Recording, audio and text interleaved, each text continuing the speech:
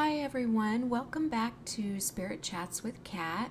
It's been a little while since my last podcast, so I appreciate everybody hanging in there with me. Um, if you remember in the last podcast, we were going over some things that happened to me. I saw my first shadow person and a soldier as well. And I also talked to you about some of the things that I do to give myself protection because I feel like protection is important. You know, not every spirit that's out there is going to be a positive interaction. Like I said in the last podcast, most of the ones that I've experienced have been. And I don't know if I've just been really lucky in that or if it's just been my approach because I kind of understand where they're coming from. But that's what we talked about in the last podcast. I mentioned to you another paranormal, or I should say, a paranormal investigator that I really appreciate his work. And I told you I couldn't remember his name. I thought it was Grant Wilson, but I just wasn't 100% sure. And it's really important to me that I get that right for you all. And it is Grant Wilson. I don't know if you all are familiar with Ghost Hunters at all. They started out on the Sci-Fi Network, and maybe this was probably 20 some years ago that I first started watching them. And I always felt like Grant was the heart of the group, meaning he had a similar take on it to how I feel, and he wanted to view them more as individuals and less as entities. And I really always appreciated that about him. From what I understand, the most recent things he's done is a show on A&E that I believe is called Access Granted, and he did some I don't know if it was Comic-Con but he did go around and do some group education on the correct way to go about ghost hunting, showing respect to the spirits versus poking and prodding and jumping to conclusions and things like that. I also did want to tell you as well, whenever any of these things occur to me, the first thing that I do, if you've noticed in my podcast, when I'm talking to you about the things that are going through my mind, the first thing I do is try to figure out some logical explanation for it. If there just isn't one, then I accept it for what it is, and I don't have a problem accepting it for what it is. And I feel like that is the way that we should all approach it. Sometimes you're just not going to have a logical explanation for something. And, if you're the listener and someone is telling you about a situation that you don't have a logical explanation for, it doesn't mean they're being dishonest about it. It just means maybe there's just no logical explanation for it based on what the box that we put our little world into. So it's important for us to be a little more open because we don't know everything about the world that we live in. We don't know everything. As I told you before, I know a little piece. I know small pieces of how all of this works. And I still don't even come close to knowing how everything works and how all the details work. All I can do really is share with you my own experiences and share with you the things that I did to handle it, that I developed the coping mechanisms, I guess you would say, that I developed to deal with it. And maybe that would help you, or at least give you a place to start so that you can develop your own, because we are all individuals, and every approach that I've had from spirits, they've all been different. Not one has been identical. So even, after we pass, we maintain our individuality and our individual approaches to things. So I think it's important for us to also keep that in mind, that not only are human beings individuals, and what works for me might not work for you, but you may develop your own coping mechanisms that work wonderfully for you based on who you are as a person.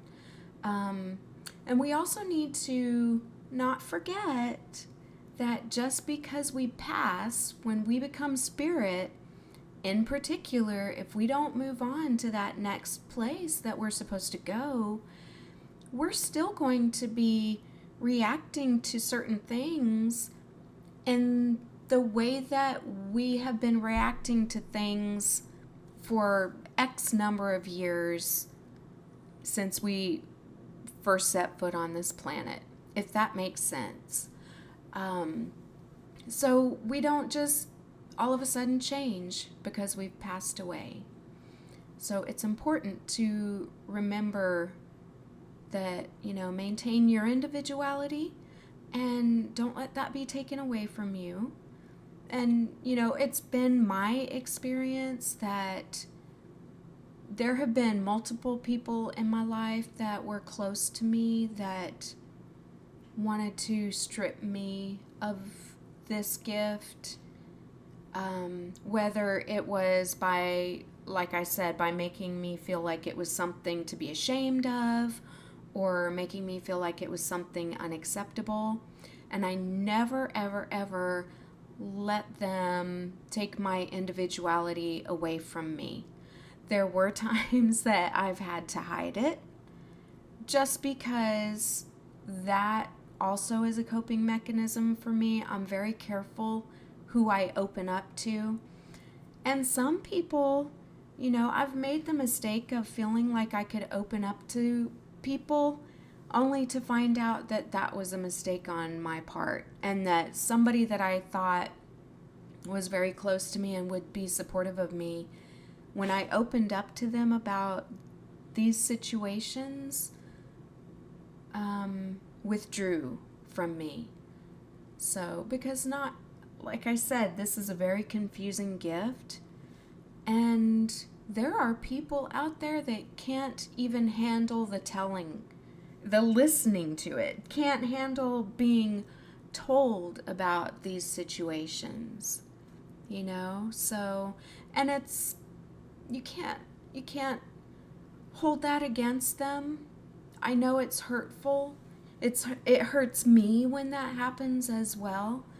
But in all honesty, we can't hold that against them, because if they're not in the headspace that we are in, that's nothing that can be forced. But nor is it anything that you have to change. If you have these gifts too, please don't be ashamed of them. And what other people say about you in regards to them, don't take that to heart. You still are a wonderful person. You just have gifts that other people don't have. That doesn't make you any less wonderful. In my mind, because I'm right there with you, I think you're pretty cool. But not everyone will approach it like that. And just be aware of that too. If you're a young person and you're going through these same things, be aware that opening up to people will not always have a positive effect on the relationship. So just be very careful, very selective who you open up to. That would be my advice to you.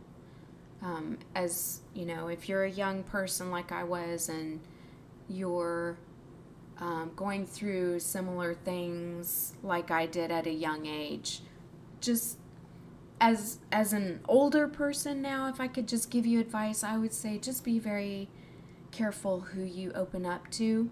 But remember, just because you can't open up to everyone about this doesn't mean there's something wrong with you. There's not. There is nothing wrong with you. You are still you're still an awesome person with an incredible, confusing gift.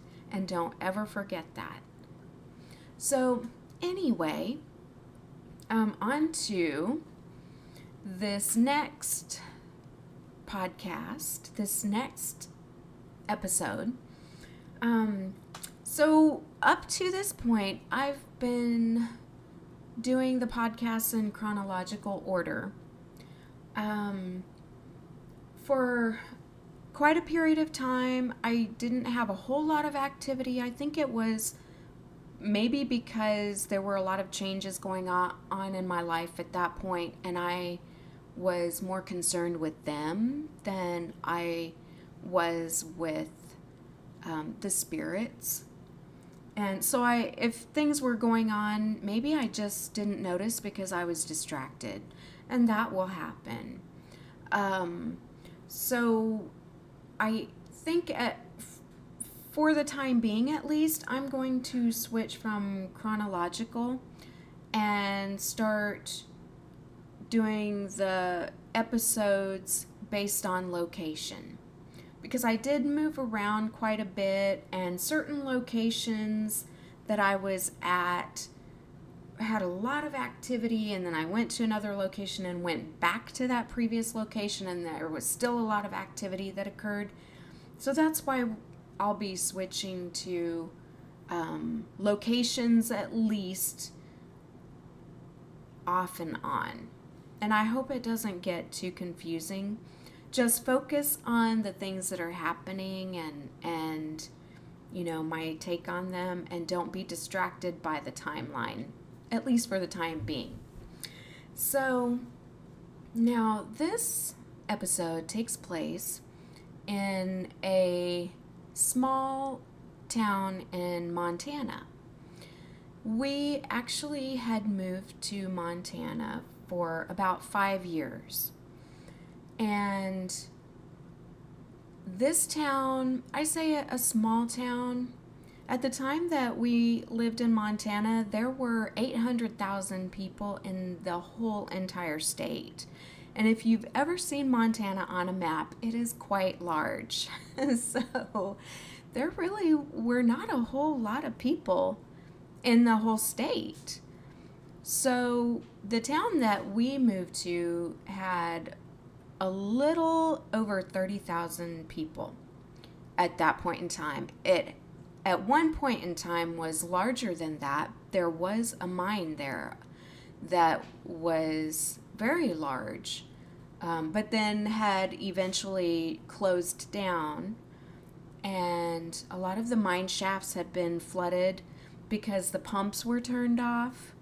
So, you know, if you know anything about mining, what they will typically do is, you know, in some of these places, in order to get to the minerals and things, they'll install pumps that will pump out the water. And sometimes it'll just pump up into the tailings, what they call the tailings pond. And it'll sit up there. And it keeps the tunnels relatively dry so that the miners can get in there and mine. And because the tunnels had been closed down, and all the mining was occurring on the surface now, the pumps were turned off and the tunnels started flooding. So this town, pretty much the whole entire town was built on top of the mine tunnels. And in any given home in the town, just maybe 100 feet, a few 100 feet below the floor of your home would be the end of a mine tunnel, or, a tunnel running parallel to your home, to the floor of your home, whatever it was. And of course, being, a mining town, there were disasters there as well, where many, many people lost their lives. And, you know, I had some activity in this town that I hadn't experienced before, and I really wasn't expecting, to be honest with you. And I'm still really naive. I'm very naive. As many experiences as I've had, I am still naive in the sense that I'm never expecting them to happen. They always catch me unawares. I don't know why I insist on being so naive about it, because almost everywhere I go, I have something happen. But still, I'm always surprised it's happening. Maybe somebody out there could explain that to me. I have no idea why. why that is my mindset toward this. But anyway, when we first moved to this town, we lived with family members while we were getting getting back on our feet, I guess you could say. We were basically looking for a place to live and getting established in jobs and saving up a down payment to purchase a home and things like that. And when we first started out, we lived in their basement. And, in the basement, I would always feel that heaviness that I've told you about, how I know that spirits are close, is just that heavy feeling, like someone invading my personal space from behind. And I always felt that in the basement, and I never saw anything concrete, but I would see shadows zip past, out of the corners of my eyes and things like that, but I never had anything that was really concrete. So the whole entire time that those things were happening, I basically was just going through my head, saying to myself, okay, maybe the feeling I have because we're in the basement, maybe it's just the wiring. Maybe there's old wiring in this home, and, trying to reason all those things away. Because I guess that's just part of me being naive. The first thing that I do still is try to find a logical explanation for it. So, while we lived there, other than those things, while we lived in that home with the family members, other than that, there were a few times that I heard someone walking around upstairs when I thought no one was in the house but me. But it's one of those things that I cannot say for sure that no one was in the home, because I didn't go upstairs and start looking for anyone. I was busy downstairs doing whatever I was doing, and, wasn't going to go upstairs just to see if anybody was home. Because there were quite a few. There were 6 of us that lived in the home at that time.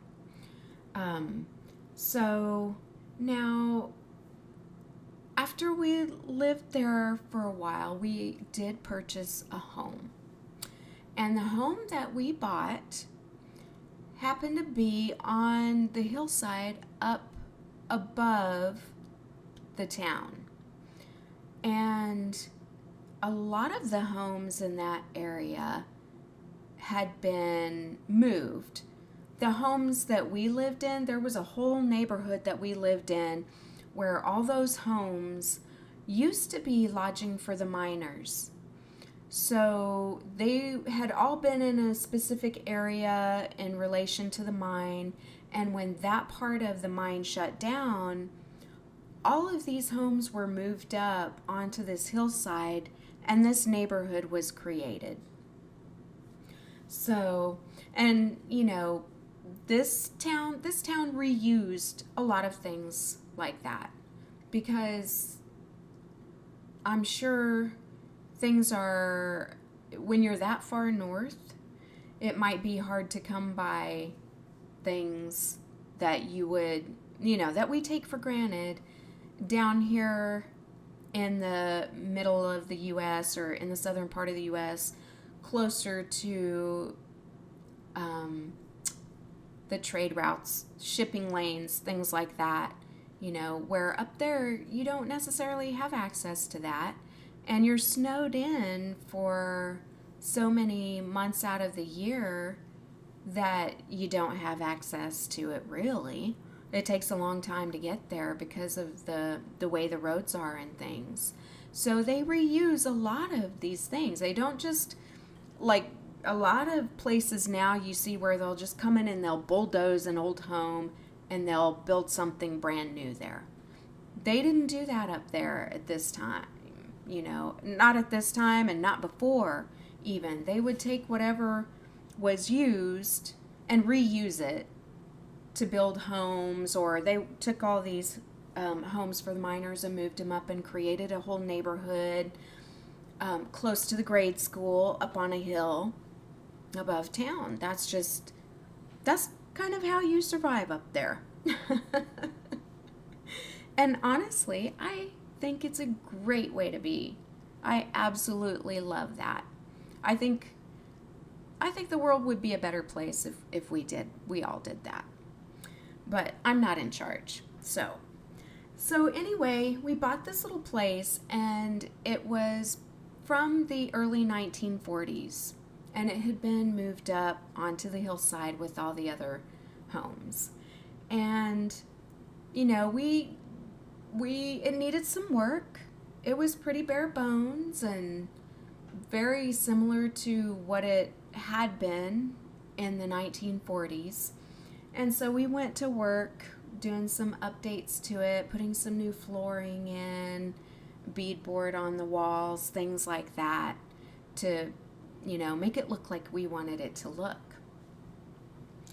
So we hadn't been in the home for very long when I was in the home by myself as usual one day, and I was just cleaning and things like that, and I'd done the grocery shopping and just taking care of those types of things like anyone would on their day off. And I at one point was sitting on the couch out in the living room just relaxing, and I heard from my son's bedroom, "Mom!" And I jumped up. My son was about 9 years old at this point in time, 9 or 10. And I jumped up and went into his room, fully expecting to see him in there. And he was not in there. And it took me a second. And I ran through my head, didn't I just hear him call me? And yes, absolutely, I sure did. And he was not in his room. And I even went so far, even though I knew he couldn't be home because it was 2:30, and he usually didn't get home till around 3:30, because at this point he was in the grade school, and they would get out of school and all the kids from that neighborhood would walk home, and they would usually get into who knows what on their way home and decide who was gonna, whose house they were gonna hang out at, that kind of thing. So it typically wasn't until about 3:30 that he would get home. So there's no way that at 2:30 in the afternoon I should even be looking for him. But again, that's me being naive And I'm thinking, he's got to be here. So I even looked under his bed, just thinking, okay, he got home at some point when I was busy. I was vacuuming or something. I didn't hear him come in, and he's pranking me. And this, if you listen to my first contact episode, you know, if I can't find a good explanation, a logical explanation, then I'm like, okay, is somebody pranking me? And you hear me talking about that in that episode as well. So I looked under his bed, looking for him. Nope. In the closet. Nope. And again, I had that uneasy feeling.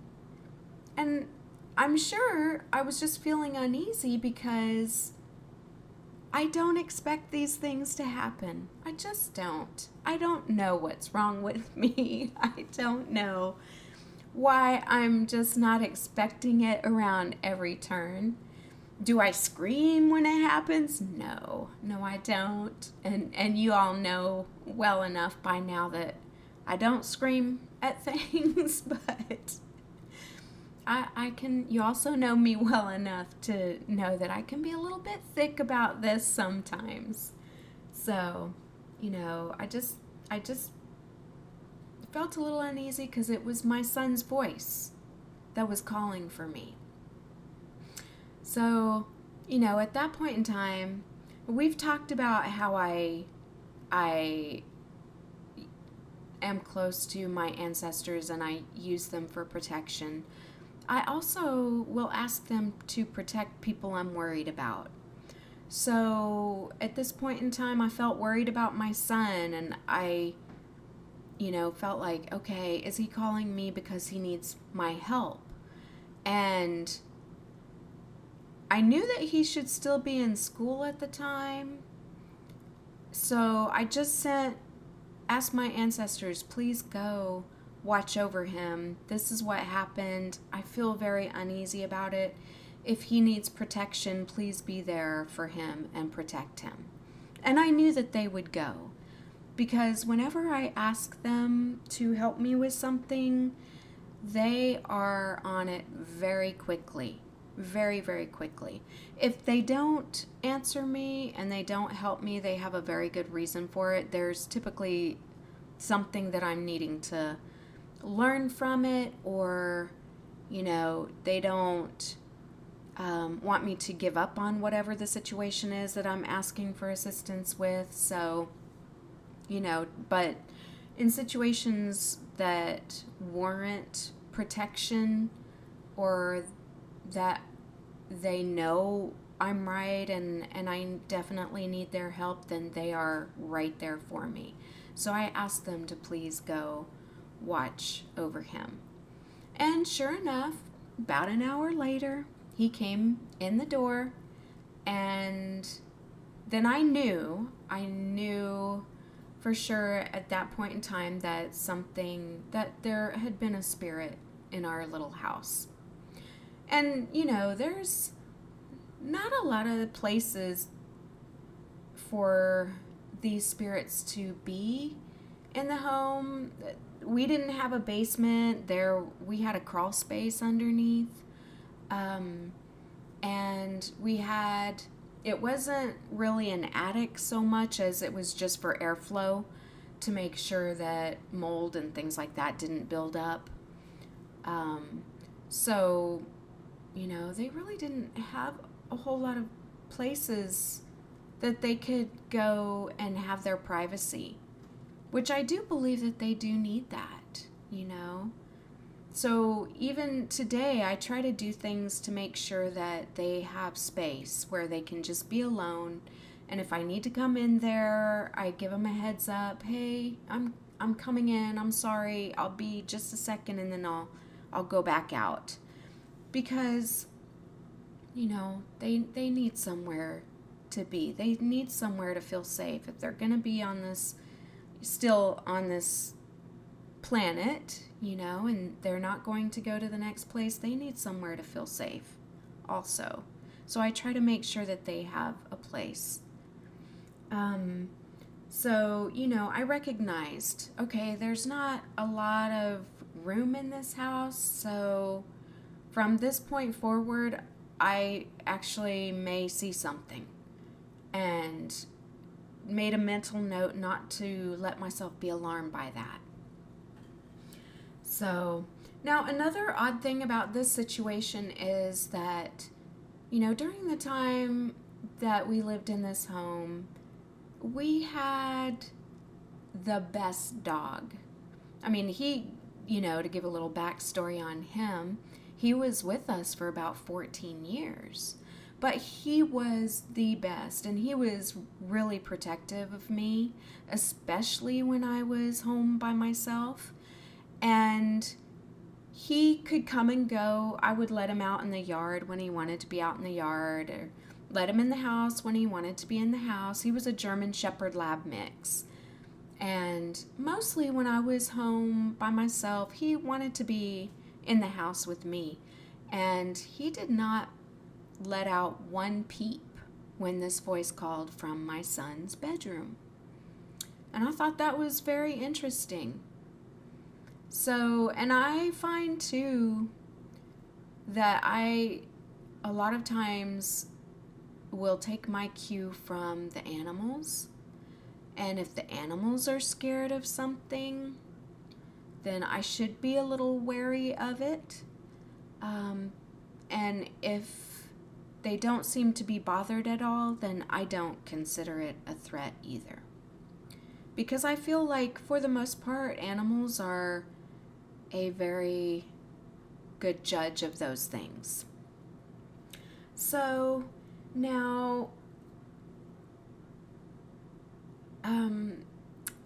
not too long after that, I was in the yard playing with the dog. This was not the same day, it was at a later date. The weather was beginning to turn cold, and it just felt like any day we could get our first snowstorm. That's the time of year it was. But if you're familiar with Montana at all, that really could be in September or October, early October, or it could be if you're, in the spring, you're looking at snow flurries even in July. So the first snowfall of the year, it could have been September, early October that this occurred. And I was out in the yard playing with our dog, and,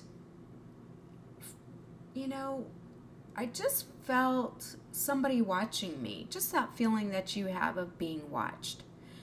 And it was kind of at the back of my mind for a while because I was playing with the dog and, we were bonding. So the feeling of being watched wasn't really in the forefront of my mind. And then finally, it was a very significant feeling of being watched. So I turned my head and looked in my son's window, and there was a boy in the window.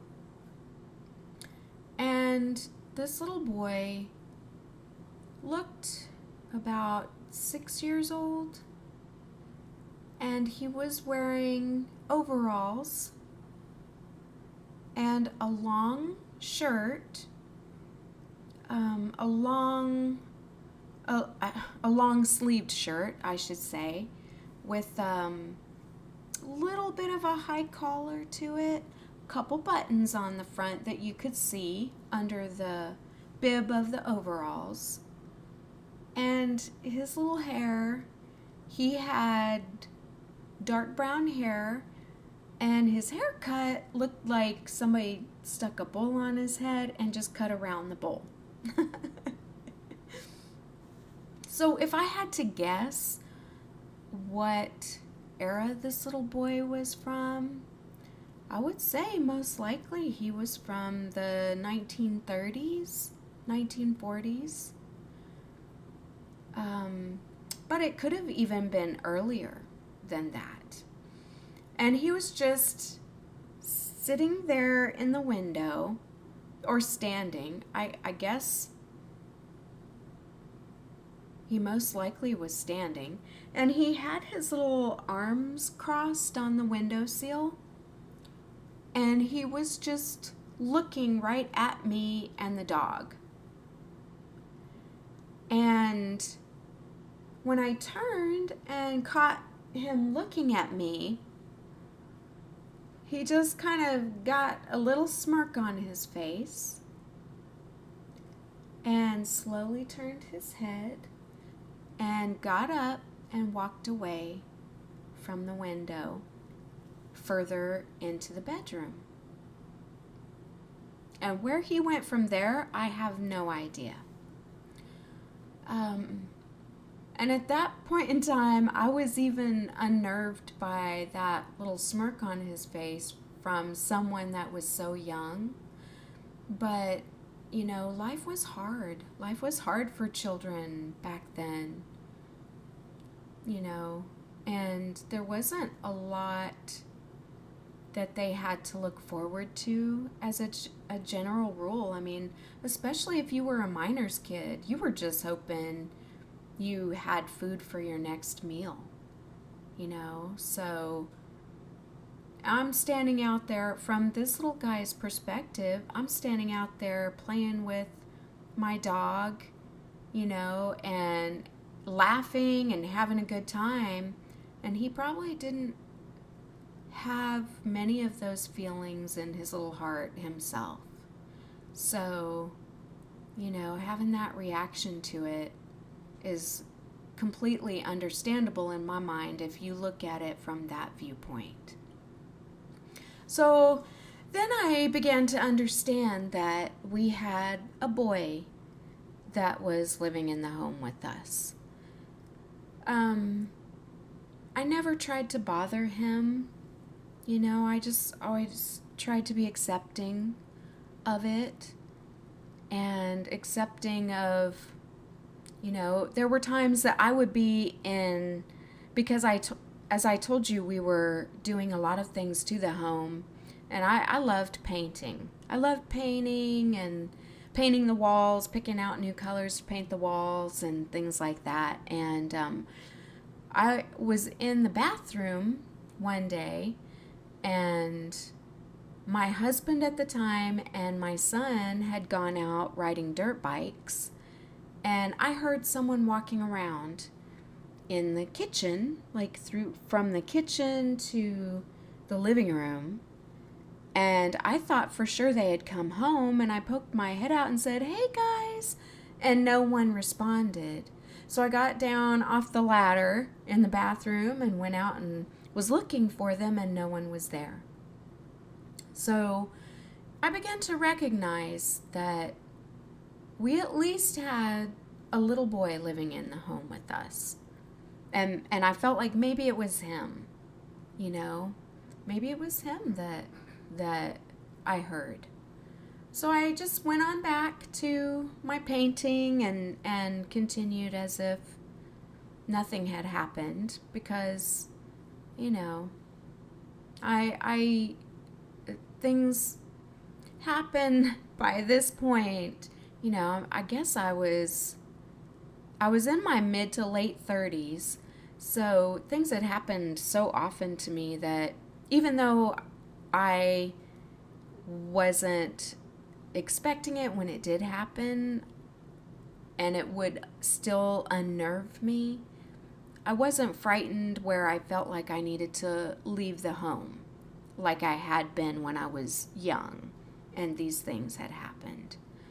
So I went on back to what I was doing, and I didn't hear it again after that. So now also in this home was the second time that I encountered a shadow person. And if you remember in the previous podcast, that was the first time that I had encountered one that I recognized, okay, that's not, That's not, those aren't human beings. That's not a human being standing there. Looking back on my first contact episode, and being at my grandmother's house, I feel like the people that I saw at the end of my bed, they were shadow people as well. Because again, I couldn't see, I could see their outlines and hear their voices, but I could not see anything but darkness where they, where you might see the color, color of the shirt that I'm wearing or something like that. And you might see some light from somewhere catching the angles of my cheekbones or my chin or, whatever it is. I didn't see any of that there either. So I'm assuming that they were in shadow form as well. So I guess actually this would have been my third encounter with that type of entity. And what happened this night? It was in the summer, and it got nice and cool at night, and we liked the fresh air. So our property was fenced. We had a chain link fence around it, and it was a neighborhood where people mostly looked out for each other. So we felt pretty secure in leaving our windows open. And the windows on the home were the old crank style windows where it didn't crank up, it cranked open to the side, and you would just crank it back closed. So we would crank open our windows in the bedroom at night. And this night in particular, we wanted to do that because there was a nice cool breeze coming from the right direction, coming from down in the town and up the hill and right through our window. So we had 2 dogs in the house that were good watchdogs. So we weren't real concerned about leaving our windows open. So it was about 2 a.m. and still dark outside, not a hint of, it wasn't anywhere near to getting light. And I just all of a sudden woke up from a very deep sleep. Like, bam, I was awake. And for whatever reason, I popped my head up and looked over at the window, which was on my side of the bed. And between me and the window was my dog, sleeping. And as I popped my head up and looked at the window, I saw the shape of a human. It was a small human. If I had to, use something to compare it to, I'd say maybe the size of a 13-year-old boy, 14-year-old boy. And their hands were on the windowsill, and I could see their profile. They were looking toward the side as if something in our neighbor's yard caught their attention. And our neighbors also had a big dog. And looking at it in that split moment, I thought, oh, the neighbor's dog is going to start barking because there's someone in our yard. And he stood there looking that direction for a couple seconds before he turned back and looked at me. Now, in the street, right at the corner of our yard, we had a street light. And it lit up everything. And I recognized that this individual at the window,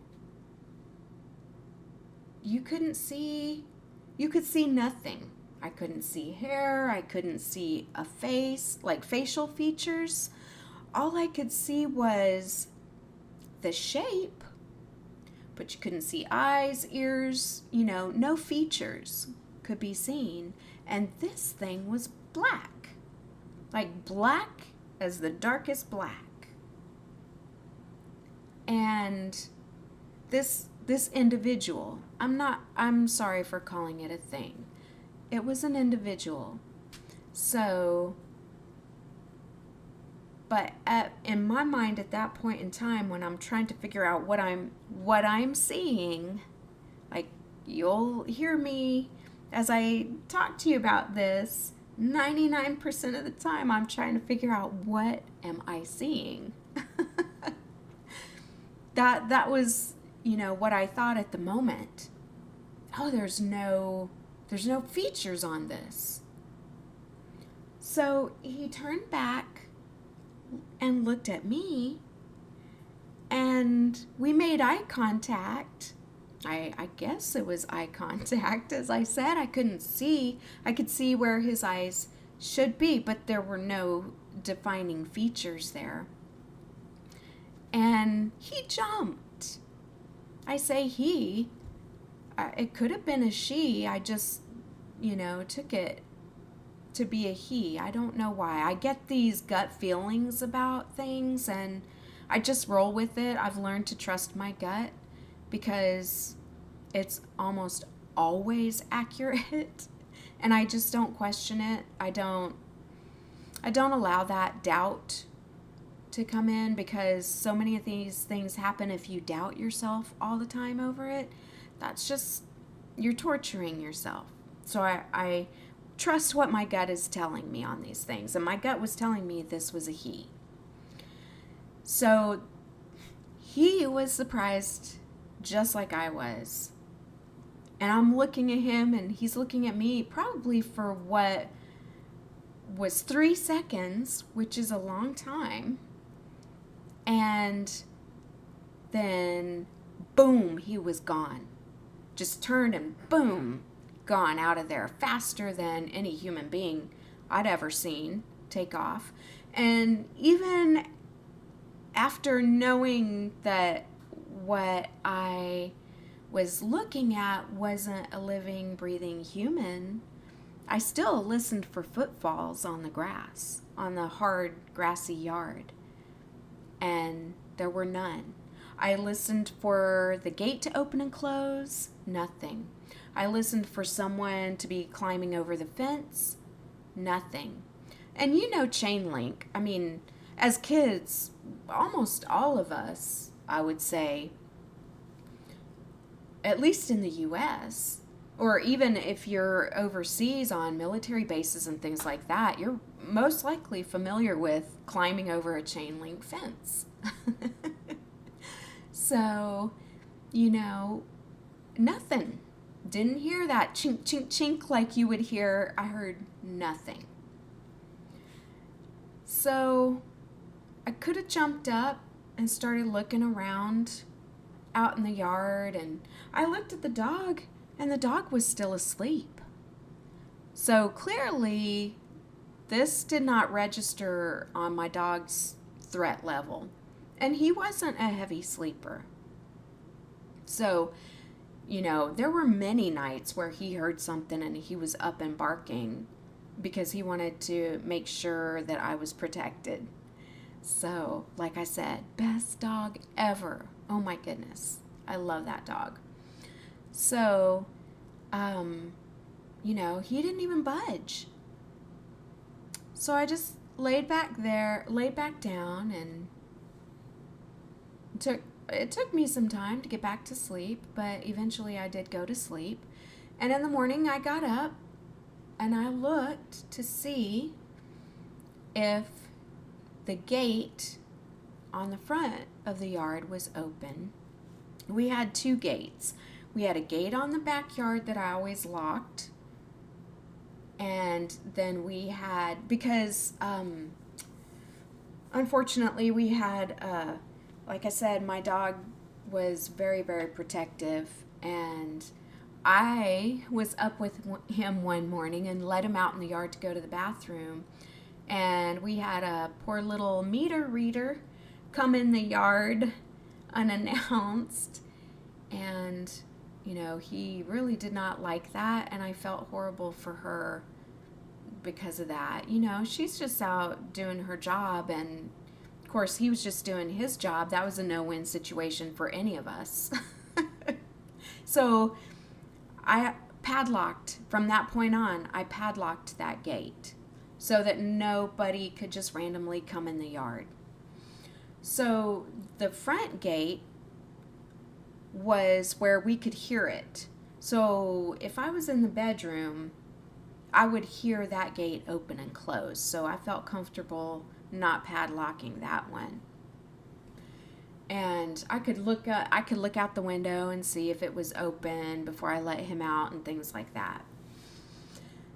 So, yeah, sure enough, I look out the window first thing in the morning, and the front gate was closed. So I went back over things in my head, and I didn't hear anyone open the gate to come into the yard. I didn't hear any footsteps approaching the window. I didn't hear any footsteps leaving the window. I didn't hear the gate closing. I didn't hear anyone climbing the fence at all. So it had to have been what I already knew it was, but I always try to find a logical explanation for it and rule everything out in my mind. And I just had to accept that this was a spirit that I had seen. So at this point now, we're dealing with at least 2 spirits. And our home was 725 square feet.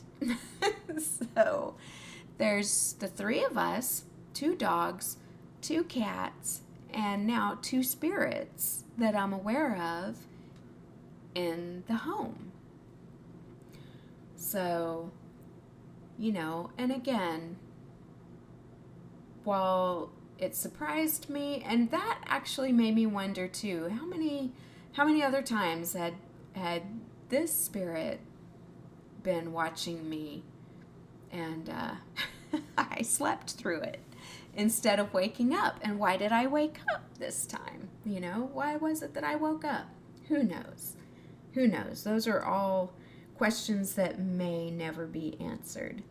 But anyway, and again, you see that as soon as he recognized I saw him, he ran. He left. So he was scared.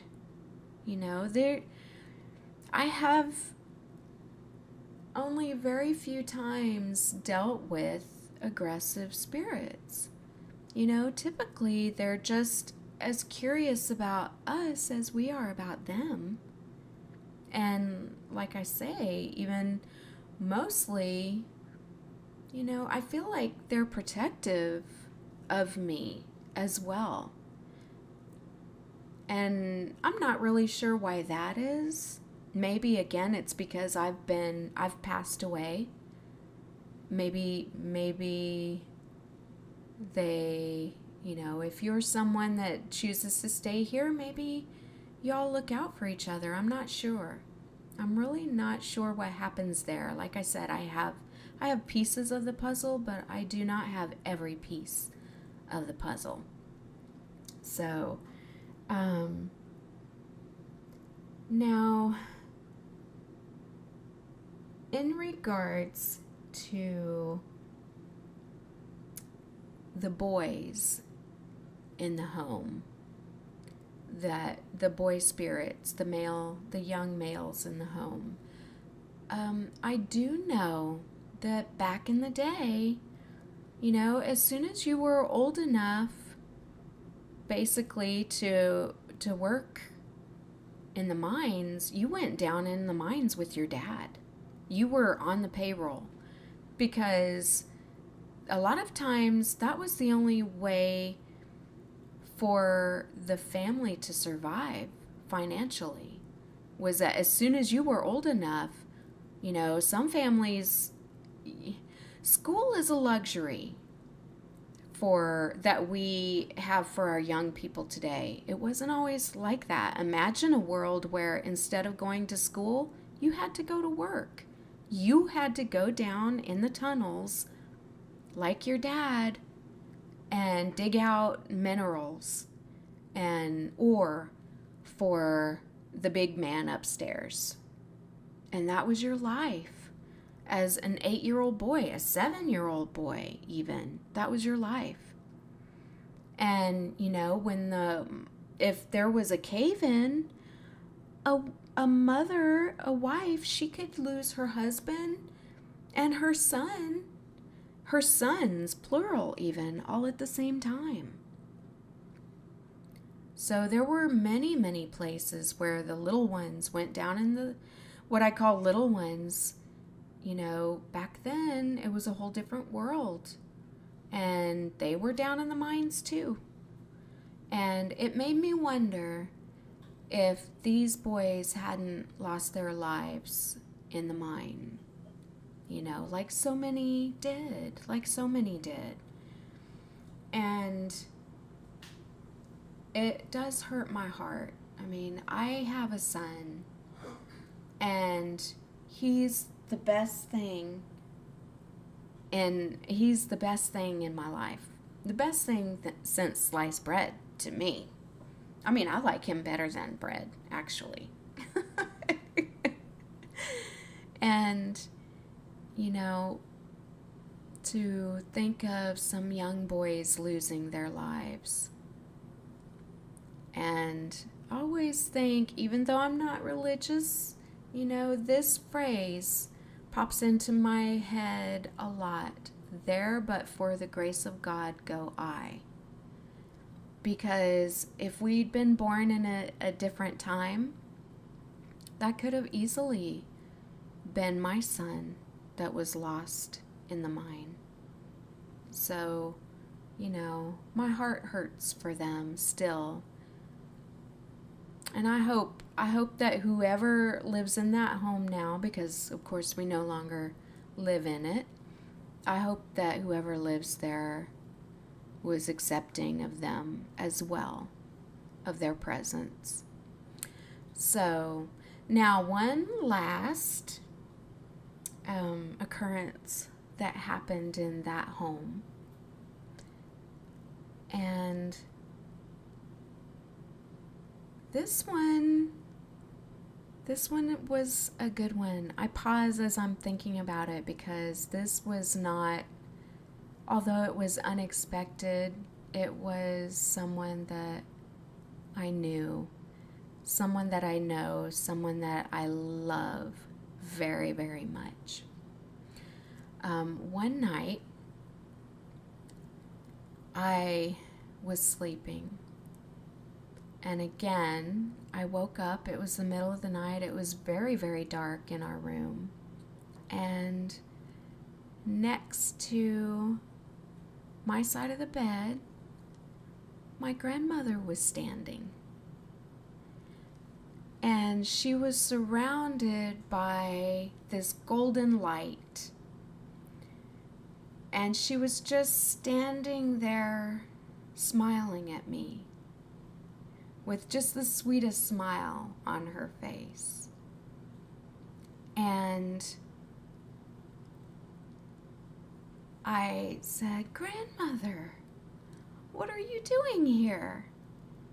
And she said to me that she just wanted to stop in and check on me and make sure everything was going okay.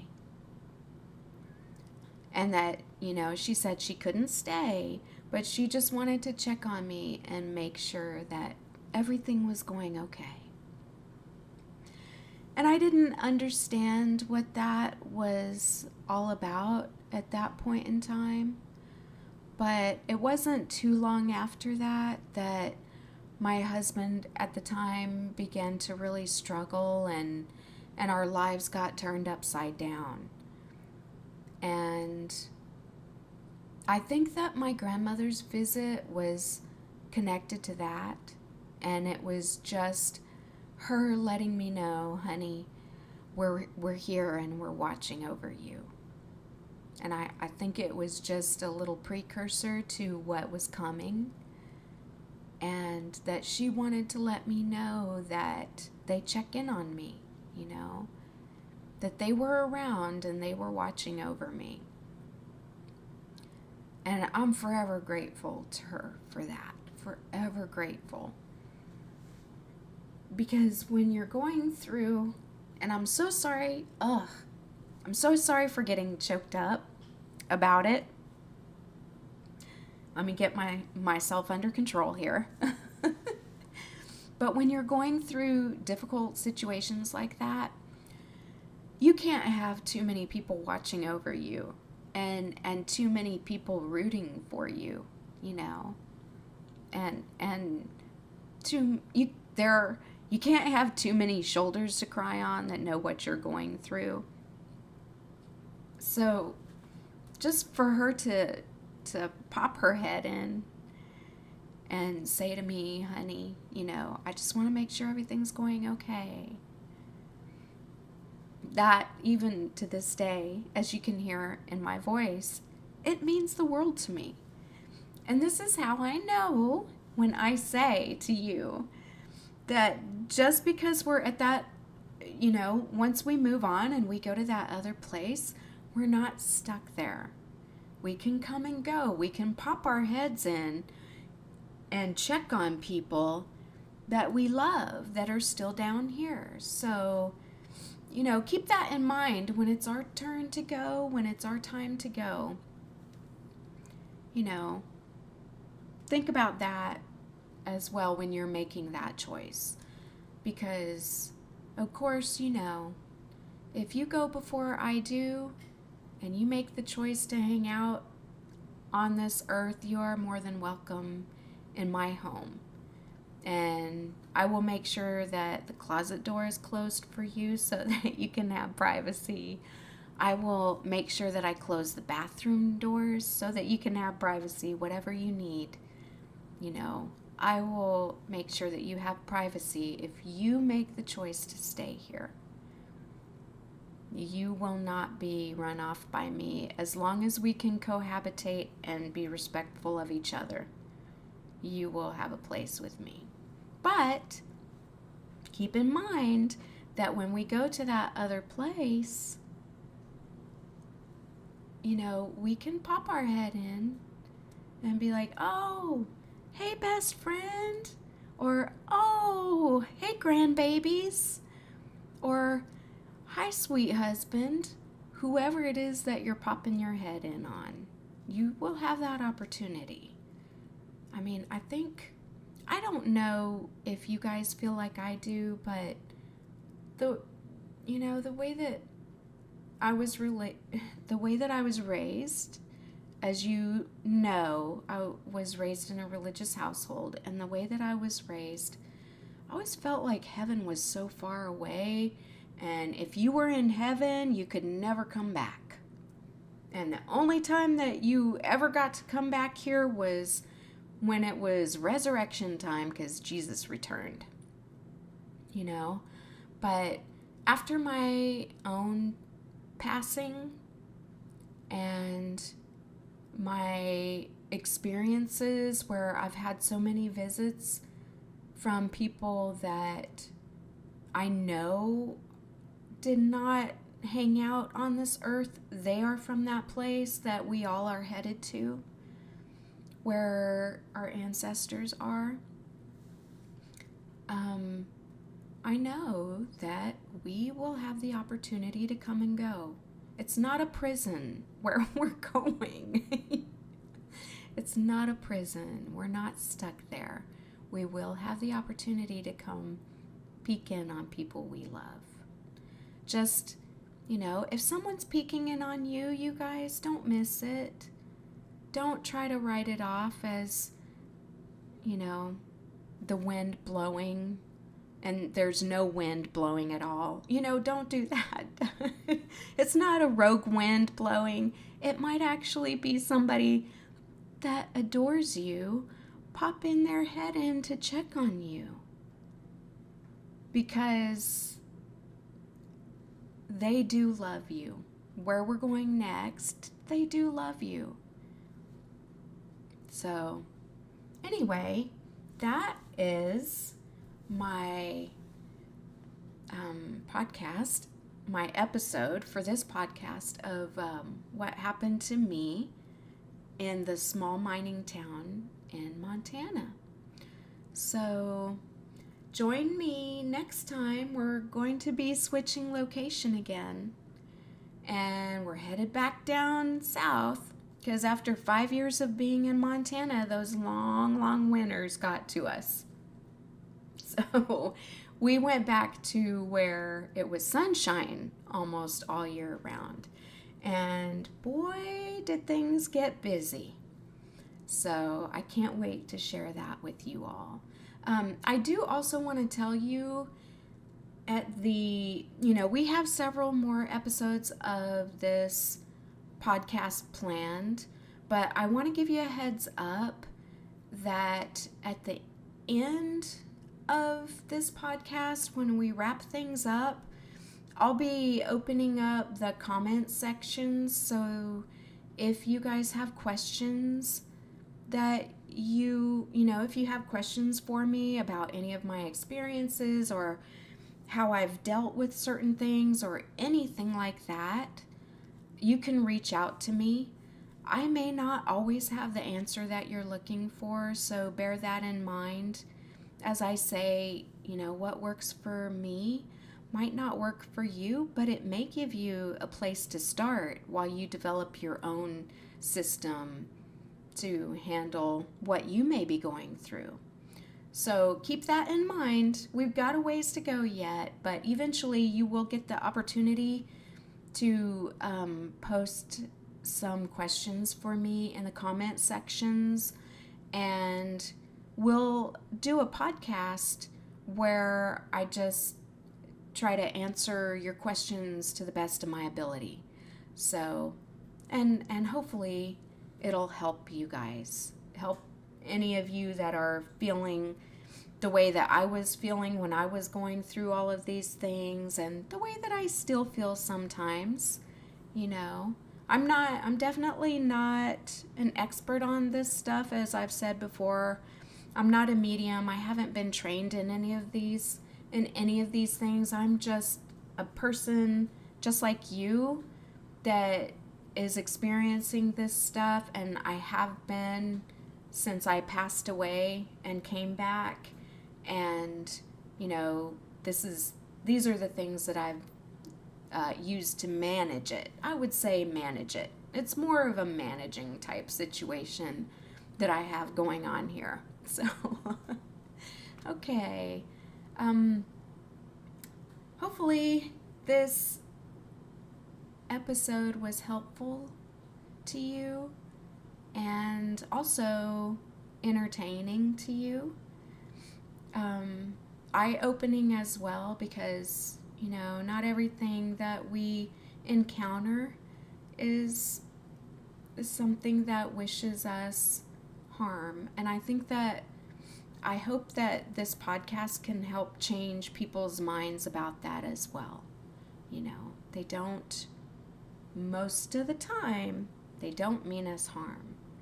So, all right, everyone. Thank you so much for hanging in there. I apologize for there being such a long time between the last podcast and this one, but I really appreciate you hanging in there with me. Thank you so much, and I'll talk to you next time.